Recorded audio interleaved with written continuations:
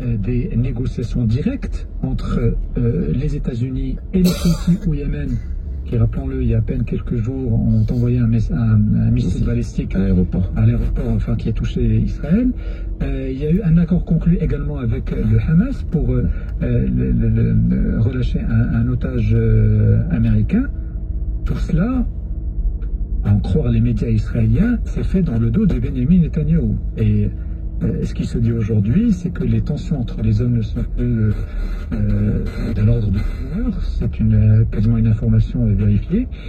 Et j'aimerais donc avoir votre avis par rapport à ce jeu un peu complexe qu'est en train de jouer Donald Trump par rapport à son positionnement vis-à-vis d'Israël. Est-ce que ça peut déboucher peut-être, selon vous, sur un changement de paradigme de la part de Donald Trump quant à son approche sur la question palestinienne?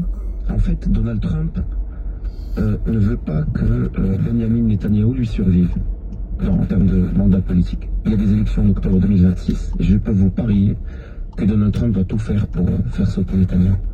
Pourquoi? Parce que Netanyahou est un obstacle pour la paix et Donald Trump maintenant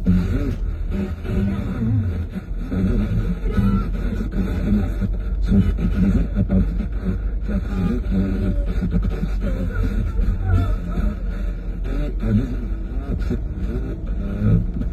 devant sa base comme étant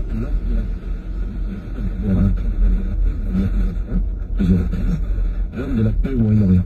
Donc il veut... Il aura pas répondu sur cette question. Bon, il veut avoir un prix Nobel de la paix s'il ne fait rien pour stopper le martyre que vit aujourd'hui le peuple palestinien. Rappelons quand même qu'avant d'arriver à la Maison-Blanche, mi-janvier, il a réussi à obtenir une trêve. Oui, mais de courte durée. Qui a duré 2 mois, qui a été rompue en plein ramadan unilatéralement par Benjamin Netanyahou. Et on voit aujourd'hui que on peut conclure que Trump n'est pas du tout content de cette rupture de la preuve.